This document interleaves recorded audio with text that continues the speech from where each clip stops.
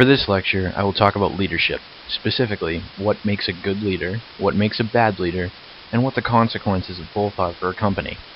I will also touch upon some more examples from my career, particularly once again from Tufts Health Plan.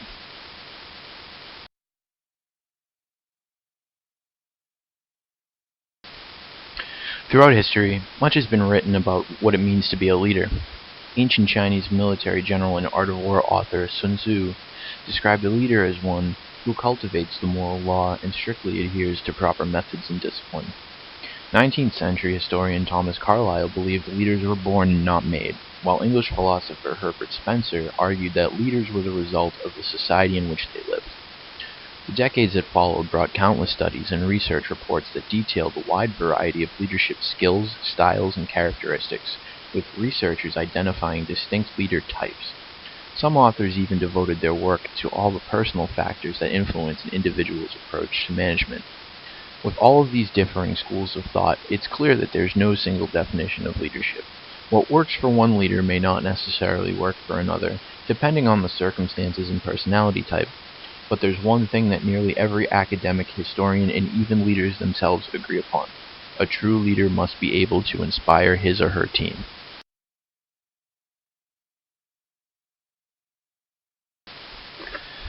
CEO of Yapstone, Tom Palante, says that today's top leaders are consistent with their approach, get their hands dirty, and create a company culture that will last long after he or she is left.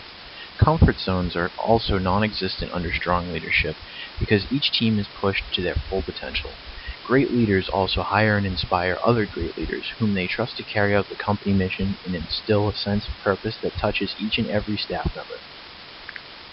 Tricia Schettino, the president of EA Help, says it's lonely at the top, but that's no excuse for giving generously of your time, your experience, and your encouragement to your team, and never expecting any of that in return. You are the person in a unique position of finding or uncovering strengths in people, leveraging them, and celebrating them.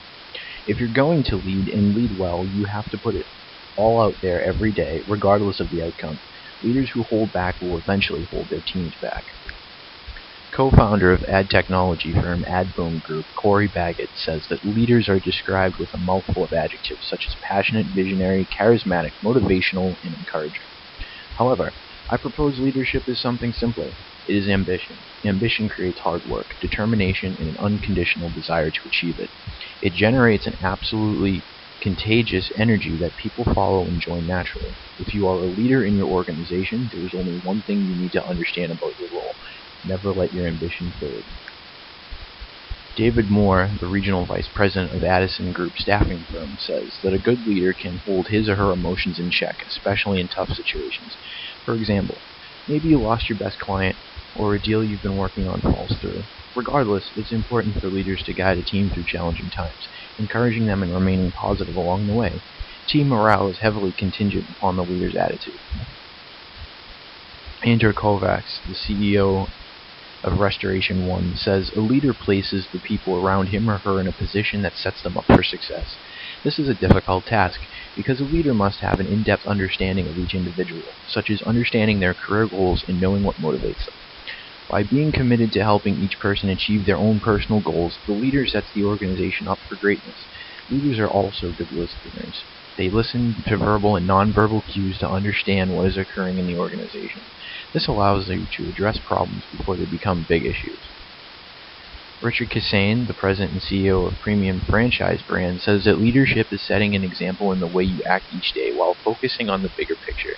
It's about setting the tone for your team and organization in the way they interact with your own staff, your business partners, and your customers. As a leader, it is your responsibility to establish goals, innovate, motivate, and trust.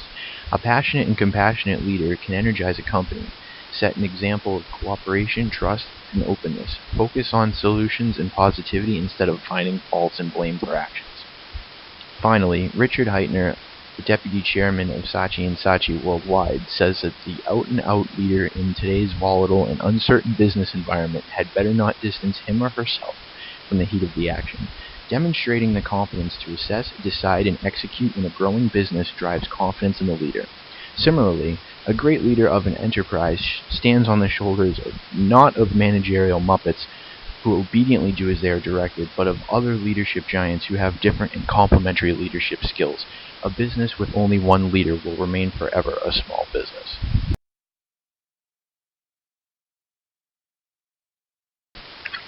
We know that emotions are contagious. Research by UC San Diego's James Fowler and Harvard's Nicholas Christakis has shown that happiness is contagious. For example, if you have a friend who is happy, the probability that you will be happy rises by 25%. We also know that behaviors are contagious. Christakis and Fowler determined that if you have overweight friends, you're more likely to be overweight yourself. If you quit smoking, your friends are more likely to quit.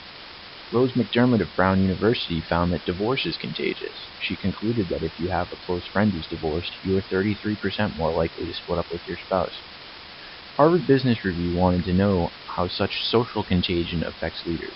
We already know that good leadership creates engaged employees and that leaders influence a variety of outcomes such as personnel turnover, customer satisfaction, sales, revenue, productivity, and so on. But if you're a good leader, do you make the people around you more likely to become good leaders as well? And which behaviors are more readily caught? To answer this question, Harvard Business Review examined 360-degree assessments of high-level managers and of their direct reports who are mid-level managers, matching 265 pairs of high-level managers and their mid-level manager direct reports. They found highly significant correlations on a variety of behaviors. Specifically, they tested 51 behaviors and found significant correlations in over 30 of them. All 51 showed some correlation, but not all correlations were statistically significant. Within the behaviors that appeared contagious, there were some that appeared even more contagious than others. Behaviors that had the highest correlations between managers and their direct reports clustered around the following themes, listed in order of the most contagious to least contagious: developing self and others, technical skills, strategy skills, consideration and cooperation, integrity and honesty, global perspective, decisiveness, and results focus.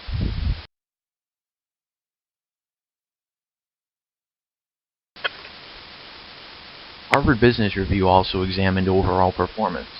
Unsurprisingly, the direct reports of the worst performing high-level managers were also below average performers. Conversely, high-level managers who were rated as very effective had mid-level reports who were also rated far above average. It could be argued that selection plays a role in these results, as in the old saying that a player hires other A players because B players hire C players. However, an incumbent manager usually has personally hired fewer than a quarter of the people in their subordinate group. So they think this finding supports the hypothesis that leadership behavior is contagious. Good high-level leaders inspire leadership behaviors among their mid-level reports, while bad high-level leaders do the opposite.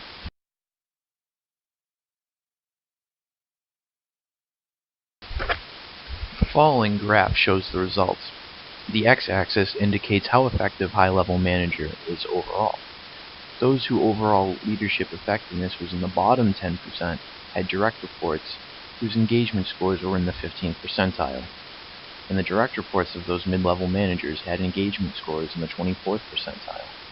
In contrast, high-level managers whose overall leadership effectiveness was in the top 10% had direct reports whose engagement scores were in the 81st percentile, and the subordinates of these mid-level managers had engagement scores in the 74th percentile. In plain terms, that means if you're a high-level manager doing a subpar job, you erode not only the engagement of those who work for you, but also the engagement of the people working for them. Happily, the converse is true. If you're a great boss, that engages your team and your team's teams. To help sink this in, take a minute to think about the occasional things you do poorly and the bad habits you can't seem to change. No doubt you're not proud of them. You might be a little bit embarrassed. Considering this research might increase your motivation to change, since the things you do poorly have a reasonable probability of being mimicked by others. Your peers, your direct reports, your partner or spouse, and your children also have a high probability of practicing the example you set. Your children can't do much about the effects of your genetic code, but there is plenty you can do to inoculate your family and your team from your blunders or unfortunate habits. You can change. Sometimes leaders wonder whether they are making an impact. Struggling to see the impact you are having on others is typical, as the influence is subtle and occurs over time.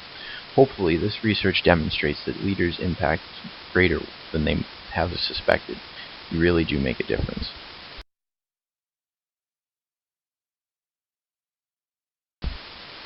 I will once again draw on my experience working in IS customer support at Tufts Health Plan last year.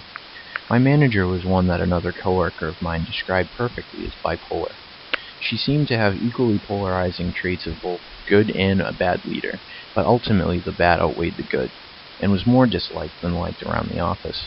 However, I will say that her positive behavior served as a reference point for my assignments in my own management classes, and I often got good grades when I borrowed from her examples. Out of her good qualities, she was incredibly customer-oriented and made sure that customer satisfaction was above all else. I've adopted this kind of thinking for future jobs, and I believe it helped me get further in my career, especially when I'm surrounded by so many disenchanted technicians who act like customers are beneath them. She always allowed everyone a say in group meetings, even the contractors who are otherwise treated like second-class citizens. She is also available to meet privately, albeit with ever-decreasing frequency, to discuss matters you'd rather not say in front of everyone. She also gives out peer evaluation sheets and allows everyone to evaluate each other, even allowing contractors to evaluate the permanent workers without reciprocation, mostly because they have private meetings discussing us on their own time. She frequently brings snacks and desserts to our weekly meetings and has had pizza parties and group lunches for us as well. She also took us out for a long walk through Mount Auburn Cemetery when the nicer weather came. I will say that Tufts had the most extensive documentation and training infrastructure out of any other place I worked. Chances are if you have a question, the answer is in the DMS, and you will gradually be trained and put on the phones at your own pace rather than just throwing you to the wolves. She also has call coaching sessions where your calls are evaluated and feedback is given on where you need improvement. Finally, something she seemed to stop doing once I started working there was a career map, where she would meet with you one-on-one to discuss where you want to go with your career and how she could help you get there, both in or out of the company.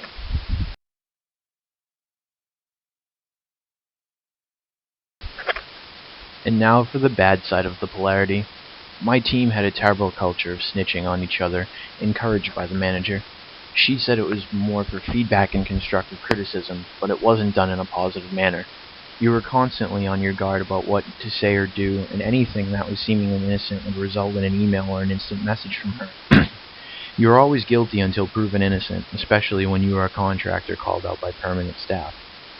Part of the reason she was the way she was is because she was just as scared of her own bosses as we were of her. Not just her own bosses, but also any other IT team we interacted with who would routinely complain that we were bothering them or making their lives miserable. She was constantly petrified and freaking out about getting our technological privileges removed because she had built the team into a functional frontline support group instead of the glorified ticket routers they were before she took over. Although I can understand her plight, a team would prefer a leader that doesn't buckle under everyone else and expects us to do the same for her, and then trickle down the totem pole. Something she was guilty of doing that was straight up illegal was encouraging contract workers to work overtime without pay and not report it back to the agency. Our recruiters were clear that we deserved to be paid for every hour worked, and she tried to guilt us into working beyond 8 hours a day when she had no intention on paying us for that time. She said it was because the salary workers didn't have the luxury of overtime pay, and she wanted us to get used to it as if she were to hire us permanently. Finally, a big issue we all had was the contradictory criticism. You'd get called out for one thing, and when you make sure not to replicate that mistake, in the process you make another one that contradicts what you were told not to do in the first place.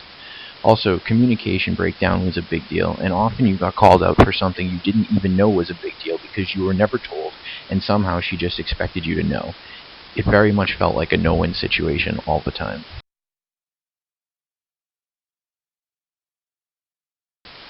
I will conclude with circling back a bit to an earlier slide. The overall thread in all of the leadership theories seems to be a good attitude. As seen with the examples I gave from my life, even though my former boss had to be tough because of the tough environment, she could have had a better attitude about it. When you create an environment where everyone is afraid of you, all the pizza parties and nature walks in the world can't make that job any more tolerable. People will leave in droves, as myself and several others did one after the other for better opportunities. A good leader brings out the best in people, not the worst. My boss may have given goodies and rewards to us, but she didn't serve us at all, despite creating an illusion that she did. She may have been in touch with us, but our complaints often went unsatisfied or were dismissed. She did not set the right example, and she stood alone because no one wanted to stand with her. Her decisions were terrible. She made up for a lack of confidence in the threats of firing, and was only benevolent when her mood suited her. Any leader that can remain understanding and personable while still being confident and commanding respect in even the harshest of environments will always be respected and successful.